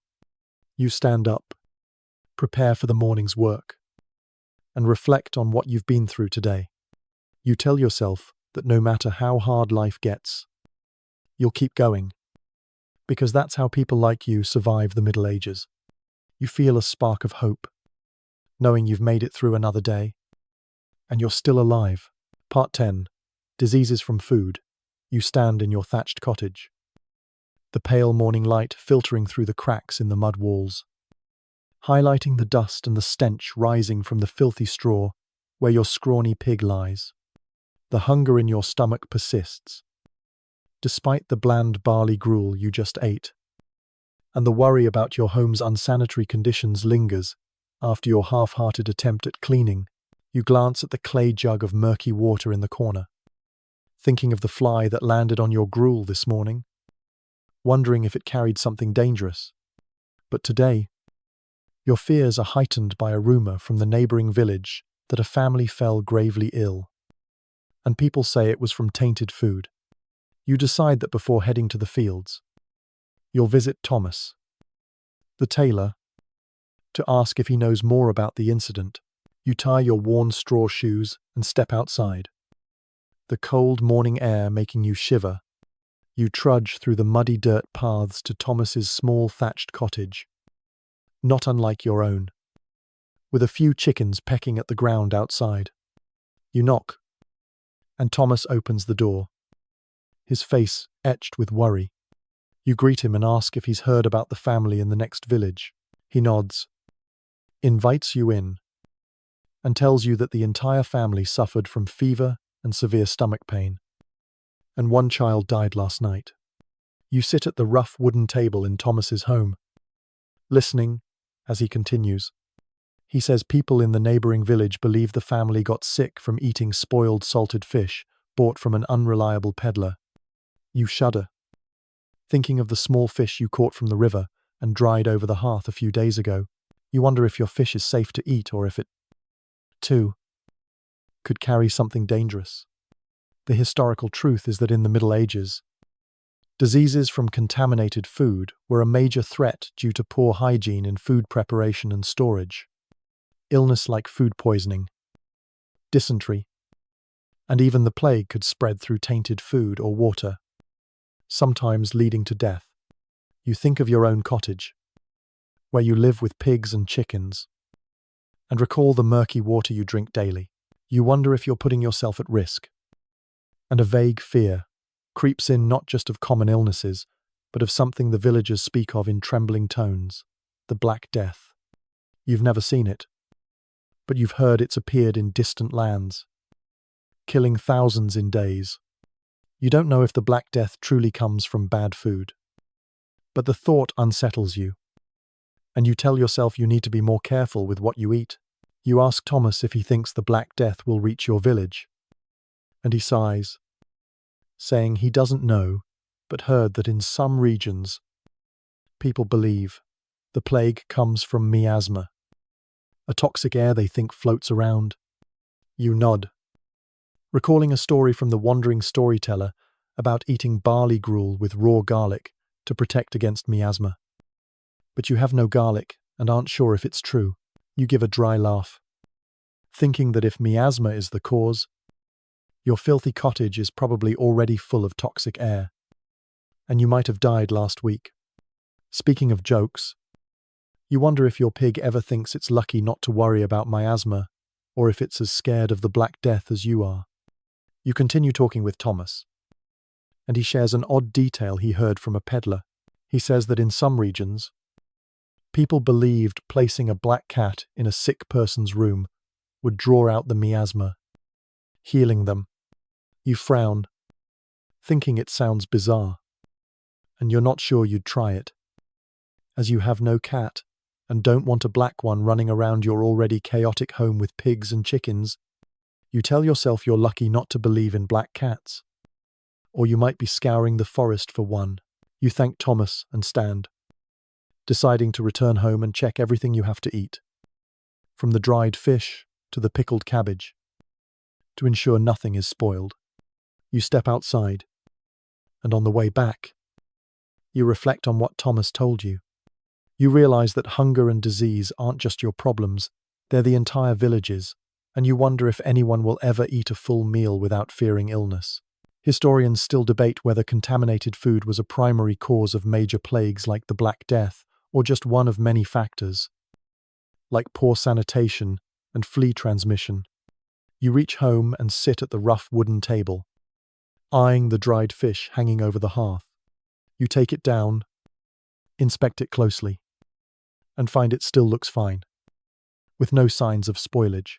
You breathe a sigh of relief, thinking you can probably eat it without getting sick. But the worry lingers. As you know, danger isn't always visible until it's too late.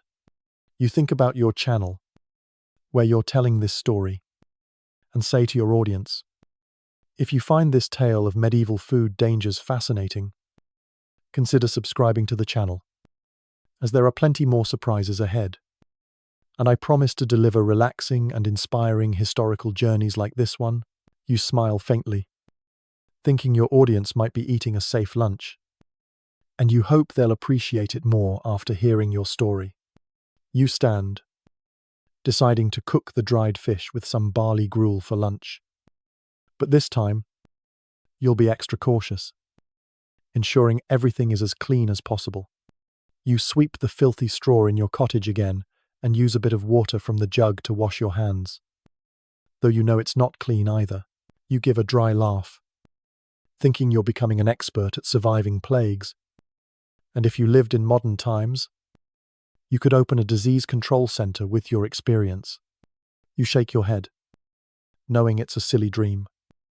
But in a world where food and disease are a battle, even a silly dream is enough to make you smile. You take the clay pot, pour in some water, and start boiling it to make gruel. You add the dried fish and stir, hoping the heat will kill any bacteria. You sit down, look out the small window, and see neighbors passing by, their faces full of worry. You wave to them, and they wave back, but you can tell they're scared, too, struggling to survive until tomorrow. You think about what Thomas told you, and tell yourself that no matter how frightening life gets, you'll keep going, because that's how people like you survive the Middle Ages. You finish the gruel with fish, relieved to feel no signs of stomach pain. You stand, prepare for the morning's work, and feel a spark of hope, knowing you've made it through another day. and you're still alive. Part 11. The Influence of the Church. You stand in your thatched cottage, the pale morning light filtering through the cracks in the mud walls, highlighting the dust and the stench from the filthy straw where your scrawny pig lies. The hunger in your stomach persists. Despite the barley gruel with dried fish you just ate, and the fear of illness from tainted food lingers after hearing about the family in the next village. You sigh, trying to shake off the dread of the Black Death, and decide to head to the fields to work, hoping labor will distract you from your worries. But before you go, you remember, today is the first day of Lent, a period when the church demands abstinence, meaning your already meager diet will become even harsher. You step outside, the cold morning air making you shiver, and head toward your family's rye field. On the way, you meet Thomas, the tailor, and wave to him. He's carrying a hoe, ready to work in the fields. And you ask if he remembers that today marks the start of Lent. He nods, his face full of resignation, and says he dreads Lent because it means no meat, eggs, or dairy for the next 40 days. You nod, sharing Thomas's frustration, and wonder if you can survive Lent without starving to the point of eating straw. You and Thomas walk to the fields together, and on the way, you think about what Lent means for your life. The historical truth is that in the Middle Ages, the Catholic Church wielded immense influence over people's diets, especially during religious observances like Lent, which runs from Ash Wednesday to Easter. During this time, eating meat, eggs, and dairy was forbidden. As the Church believed, abstinence purified the body and soul. But for poor peasants like you, this only worsened an already scarce diet. As you have little to eat beyond barley gruel, salted fish, and wild vegetables, you reach the field and begin work, using the old wooden plough to turn the soil. Each stroke exhausts you, but you don't stop, knowing that if you don't work, there'll be nothing to eat.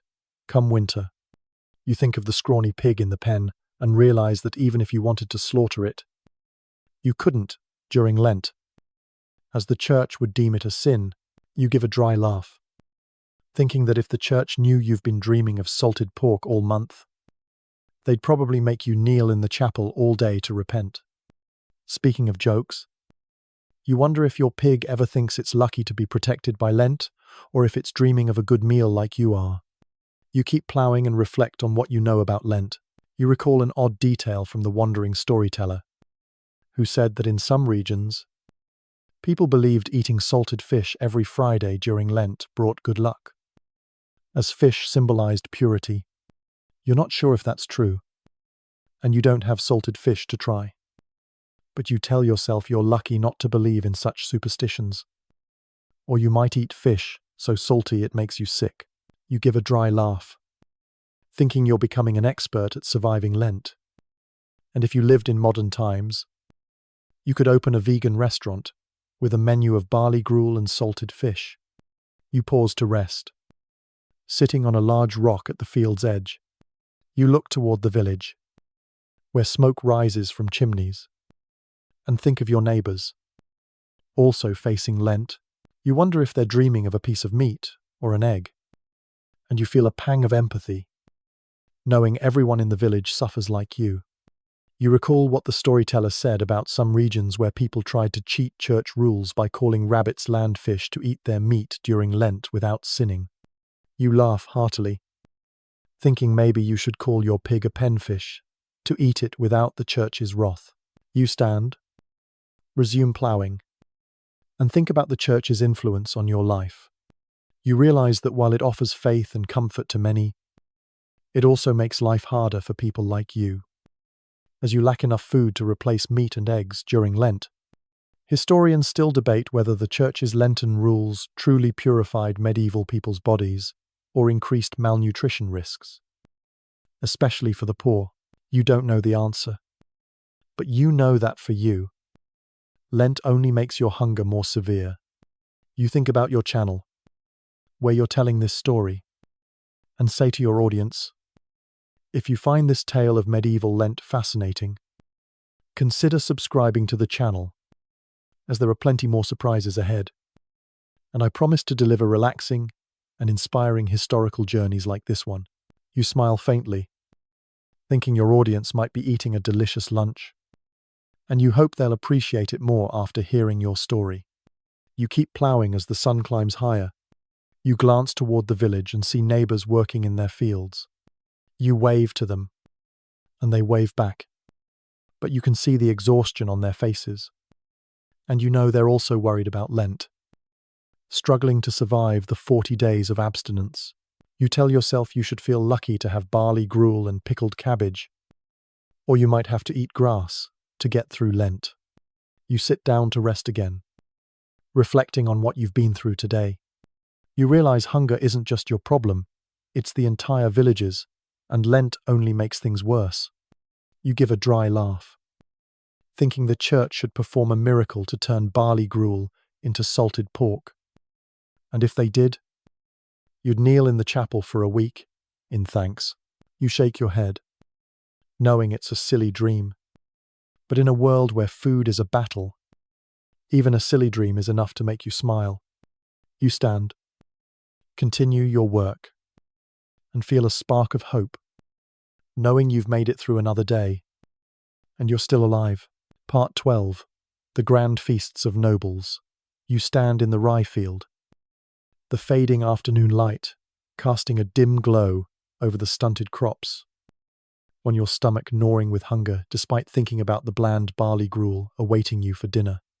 Lent is still ongoing, and you know that for these 40 days, the church forbids you from even dreaming of meat, eggs, or dairy. But today, while ploughing, you hear bells ringing from the Lord's castle in the distance, reminding you that tonight, he's hosting a grand feast to welcome a noble guest from another land. You sigh, knowing that while you struggle to survive on gruel, those in the castle will dine on dishes you can only imagine in your dreams. You pose, sitting on a large rock at the field's edge, letting your imagination wander. You recall tales from the wandering storyteller about the lavish feasts of nobles, filled with foods a peasant like you wouldn't dare dream of. You picture a long table draped in silk, laden with shining silver platters piled high with roasted meats from whole pigs to roasted swans, a delicacy reserved for nobility.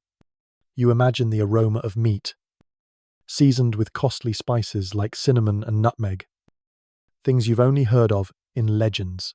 Your mouth waters, but you shake your head, knowing it's just a fantasy, and your reality is the bowl of gruel waiting at home. The historical truth is that in the Middle Ages, nobles often held extravagant feasts to display their wealth and power, especially during special occasions like festivals or to welcome distinguished guests. These feasts featured not only meat and rare spices, but also exotic dishes like swans, peacocks, or even pourpoires, prepared elaborately to impress diners. Meanwhile, peasants like you subsisted on barley, gruel, and wild vegetables. And this stark contrast highlighted the vast wealth gap in medieval society. You give a dry laugh, thinking that in modern times, you could visit a restaurant and order a plate of roast meat. But here, you can only dream of feasts you'll never be invited to. You stand, resuming your ploughing, but your imagination keeps drifting. You think of the sweet pastries the storyteller described, made from fine white flour, a luxury you've never seen, as white flour is reserved for nobles. You picture cakes drizzled with honey and sprinkled with pepper, an odd combination you can't fathom. But you know that for you, even a piece of bread without sawdust would be a miracle. You think of goblets of rich red wine poured from silver pitchers, comparing it to the weak, bland ale you bartered for, drunk only to avoid illness from river water. You reflect on what you know about noble feasts, and recall an odd detail from the storyteller. They said that at some feasts, nobles enjoyed peacock meat dyed with herbs to appear green or yellow, believing vibrant colors boosted the diner's energy. You frown, thinking it sounds bizarre, and you're not sure you'd want to eat green meat, even if given the chance. You tell yourself you're lucky not to have to eat green meat, or you might be so shocked you'd skip the feast altogether. You give a dry laugh, thinking you're becoming an expert at imagining feasts. And if you lived in modern times, you could be a chef, crafting lavish dishes for nobles. Speaking of jokes, you wonder if the Lord ever thinks roasted swan is too ordinary, or if he's dreaming of something even stranger, like roasted dragon. You shake your head, knowing it's a silly fantasy. But in a world where food is a struggle, even a silly fantasy is enough to make you smile. You keep plowing as the sun sets, its golden orange light bathing your small village. You glance toward the Lord's castle, where torchlight glows brightly, and faint music drifts from afar, likely from a band playing at the feast. You think of the people in the castle, laughing and feasting heartily, while you and your neighbors struggle with gruel and pickled cabbage. You feel a twinge of bitterness, but try to push it aside, knowing this is your life, and you can't change it.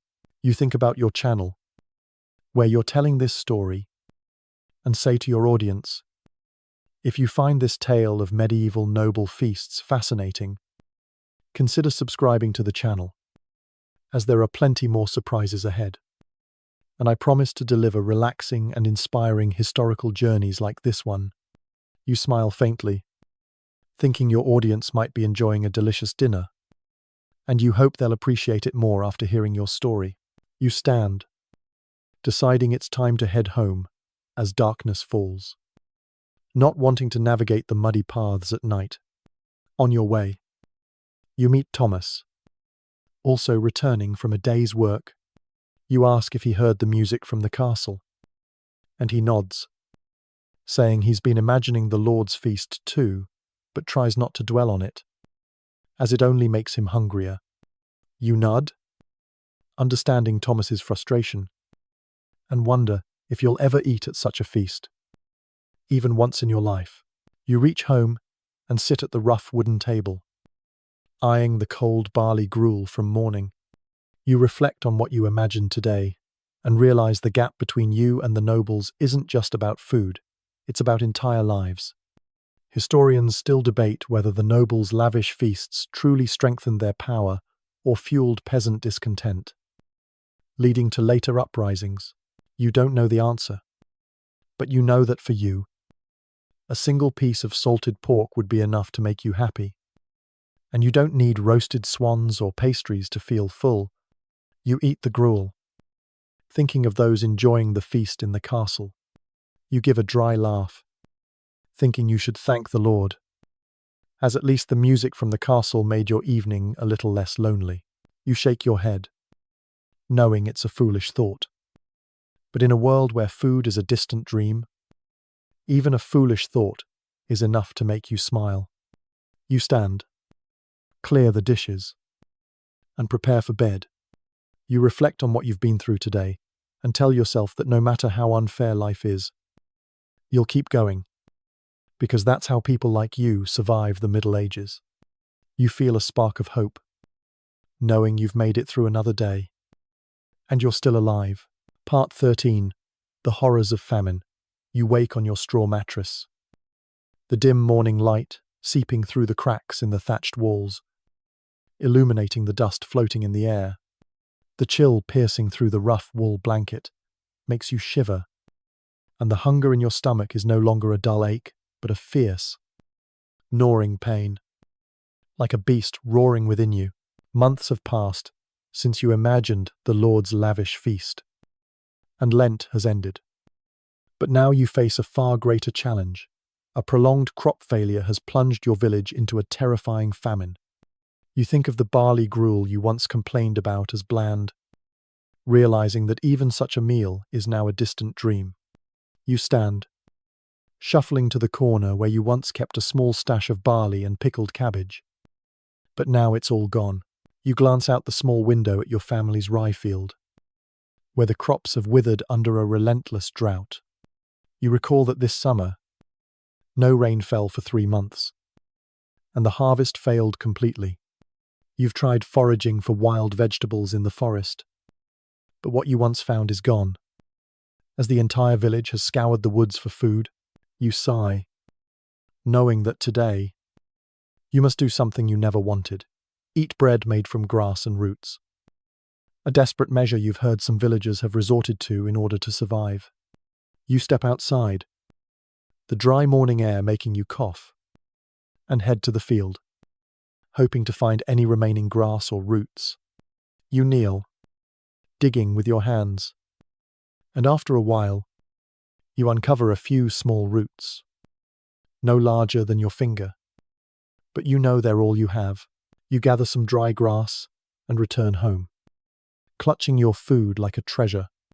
The historical truth is that in the Middle Ages, famines were a frequent threat, especially during years of harsh weather or war. When crops failed, people resorted to eating grass, roots, or even tree bark to survive, leading to severe malnutrition and high mortality rates. Back home, you sit at the rough wooden table. Placing the grass and roots before you, you take an old stone knife, chop the roots into tiny pieces, and mix them with the dry grass, hoping to grind them into a coarse flour for bread.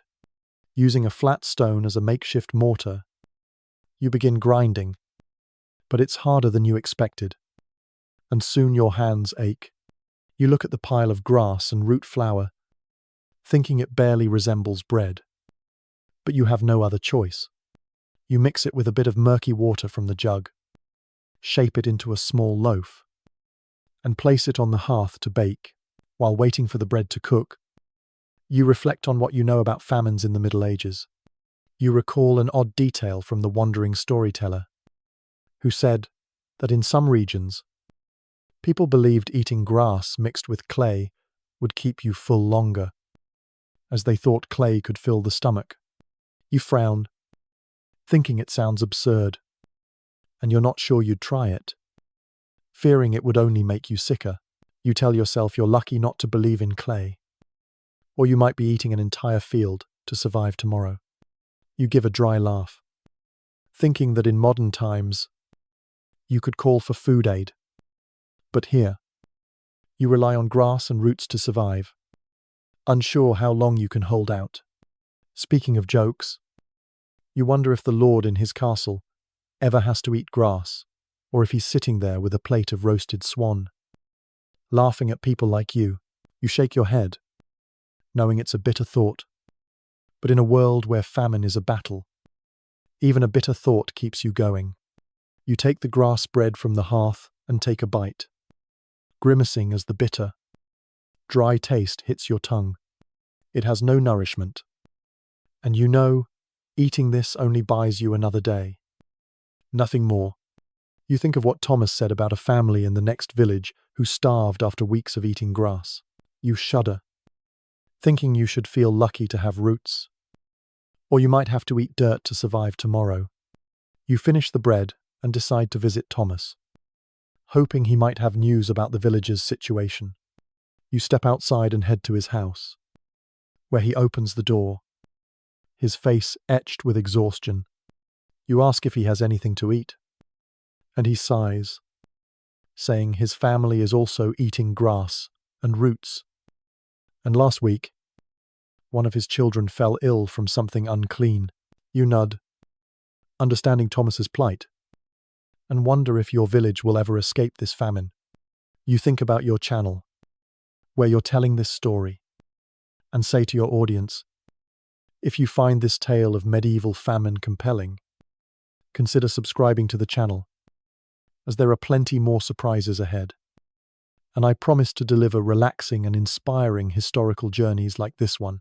You smile faintly, thinking your audience might be enjoying a hearty lunch, and you hope they'll appreciate it more after hearing your story. You continue talking with Thomas, realizing hunger isn't just your problem, it's the entire village's. You recall what the storyteller said about severe famines when some resorted to cannibalism to survive. Though it was considered a horrific sin, you shudder, thinking you're lucky to have grass and roots. Or you might face even more unthinkable choices. Historians still debate whether famines were the primary cause of such extreme behaviors or part of broader medieval hardships. You give a dry laugh, thinking you're becoming an expert at surviving famine. And if you lived in modern times, you could write a book on eating grass and roots without getting sick. You shake your head, knowing it's a silly dream. But in a world where famine is a battle, even a silly dream is enough to make you smile. You thank Thomas and return home. Reflecting on what you've been through today, you tell yourself that no matter how harsh life gets, you'll keep going. Because that's how people like you survive the Middle Ages. You feel a spark of hope, knowing you've made it through another day. And you're still alive. Part 14. The Power After the Plague. You wake on your straw mattress. The dim morning light filtering through the cracks in the thatched walls, highlighting the dust suspended in the air. The chill seeping through the rough wool blanket makes you shiver. But this time, the hunger in your stomach isn't as fierce as before. Years have passed since the horrific famine that gripped your village. And now, things have changed. The Black Death, which you once feared, swept through your land, claiming nearly half the village's population. But it also brought an unexpected gift, newfound power for survivors like you. The peasant farmers. You sit up, and for the first time in years, you feel a flicker of hope, knowing that today, you'll eat a piece of salted pork, something you never dared dream of before. You step outside, the cool morning air refreshing, and head to the livestock pen where your family's pig, now slightly fatter, stands. You smile, recalling the days when you could only gaze at it, dreaming of meat. But today, you can slaughter it.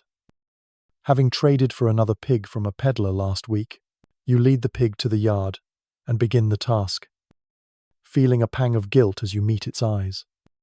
But you know this is a rare chance for your family to have a proper meal, a luxury in your life. You reflect on what happened after the Black Death, realizing that the plague, though devastating, brought significant change. The historical truth is that after the Black Death, which raged from around 1348 to 1351, Europe's population plummeted, causing a severe labor shortage. This increased the value of surviving peasants like you, as lords and landowners needed workers for their fields. As a result, you could demand higher wages or even payment in food, like meat and wheat, things you once only dreamed of. You give a dry laugh, thinking that if the Black Death could talk, you might thank it. However strange that sounds, you continue the task, and after butchering the pig, you bring the meat inside. Salting it with a bit of salt, you bartered from the peddler. You hang it on cords near the hearth to preserve it, hoping it'll last, and plan to boil a piece for dinner tonight. The first time in years you'll eat meat outside of Christmas. You look at the salted pork and feel a quiet pride, knowing this is a result of the changes the Black Death brought. Though the cost was unbearably high, you think about what you know of the post-plague era and recall a peculiar detail from the wandering storyteller. They said that in some regions, people believed eating salted pork on the first day of the month brought luck, as pigs symbolized prosperity after the plague. You frown, finding it odd, and you're not sure if you believe it. But you tell yourself you're lucky to have meat at all. Whether it's the first of the month or not, you give a dry laugh, thinking you're becoming an expert at eating pork. And if you lived in modern times, you could open a butcher shop with the slogan, "Salted Pork." Luck all year. You take the clay pot, Pour in some water and start boiling it to cook a piece of pork. The smell of meat fills the air, and your mouth waters. Hardly believing you're preparing a meal with meat, you think of the days you ate grass and roots, feeling grateful that things have changed. Though the cost was losing so many loved ones and neighbors, you remember Thomas, the tailor, who lost his entire family to the plague, and wonder if he's eating meat like you, or still struggling to survive. You think of your channel, where you're sharing this story, and say to your audience, if you find this tale of life after the Black Death compelling, consider subscribing to the channel, as there are plenty more surprises ahead. And I promise to deliver relaxing and inspiring historical journeys like this one. You smile faintly, thinking your audience might be enjoying a hearty lunch, and you hope they'll appreciate it more after your story. You stir the pot, and the meat is ready. You scoop a piece into a wooden bowl and sit at the table, feeling a thrill at the thought of tasting pork. You take a bite, and the salty, savory flavor makes you smile, as it's the first time you've eaten meat without worrying about tomorrow. You recall hearing from the storyteller that after the plague, some peasants were even granted land by lords, starting to build better lives. You wonder if that could ever happen to you, or if you'll stop at just having pork to eat. You finish the meal, realizing hunger is no longer the overwhelming issue it was proximate, but a faint unease lingers. Knowing your life remains fragile, another failed harvest could drag you back to those dark times. Historians still debate whether the changes post-plague brought lasting benefits to peasants or were a fleeting phase before nobles regained control. You don't know the answer, but you know that for you, this piece of salted pork is a major victory, and you'll savor it as much as you can. You stand, clear the dishes, and step outside, looking toward the fields. You see neighbors working, and you wave to them. They wave back, and for the first time in years, you see smiles on their faces, perhaps because they, too, are eating meat. Thanks to the changes the plague brought, you give a dry laugh, thinking you should thank the pig for its sacrifice. And if it could hear, you tell it made your life so much better. You shake your head, knowing it's a silly thought. But in a world where food was once a distant dream, even a silly thought is enough to make you smile. You reflect on what you've been through and tell yourself that no matter how hard life gets, you'll keep going, because that's how people like you survive the Middle Ages. You feel a spark of hope, knowing you've overcome the darkest days. And now, you can dream of a brighter future. Part 15. The journey toward the future. You stand in your thatched cottage, the soft afternoon light filtering through the cracks in the mud walls, illuminating the dust suspended in the air. The hunger in your stomach has eased, thanks to the piece of salted pork you ate yesterday, a dish you once only dreamed of before the Black Death changed everything. You look around your small home, where the pig once lay on filthy straw, where you cooked bland barley gruel and ate bread mixed with sawdust. But now, you feel a spark of hope, knowing your life has shifted, and you want to reflect on the journey you've endured to find lessons for the future. You sit at the rough wooden table, gazing out the small window where the golden orange glow of sunset bathes the rye field. Now, slightly greener, thanks to recent rains. You think of the days you ate grass and roots to survive famine, the days you feared illness from tainted food, and the days you dreamed of noble feasts while subsisting on gruel and pickled cabbage. You recall the dread of hearing about the Black Death and the relief of surviving it, only to realize the plague opened new opportunities for people like you. With more frequent meat meals, due to the increased value of your labor, you reflect on what you've learned from life in the Middle Ages, realizing that despite its hardships, it taught you to cherish the small things. The historical truth is that after the Black Death, European society began to transform, not just economically but in mindset. The labor shortage gave peasants like you greater bargaining power, laying the groundwork for larger changes, like the decline of feudalism and the rise of a market economy. You give a dry laugh, thinking that in modern times, you could be an economist studying how a pandemic reshaped the world. But here, you're just a peasant, surviving day by day. You step outside, and walk to the field where you once toiled with an old wooden plough. You look at the rye crops, thinking this year's harvest might be better, as the weather has stabilized, and you've acquired more seeds from a peddler. You think of your neighbors, like Thomas, the tailor, who lost his family to the plague but is now rebuilding his life. You recall the days of abstinence during Lent and feel grateful that now you can eat meat without worrying about the church or famine. You ponder what you know about the Middle Ages and recall an odd detail from the wandering storyteller. They said that in some regions, people believed planting rye on holy days would make it grow twice as fast, as they thought the soil was blessed on those days. You frown, finding it strange, and you're not sure you believe it.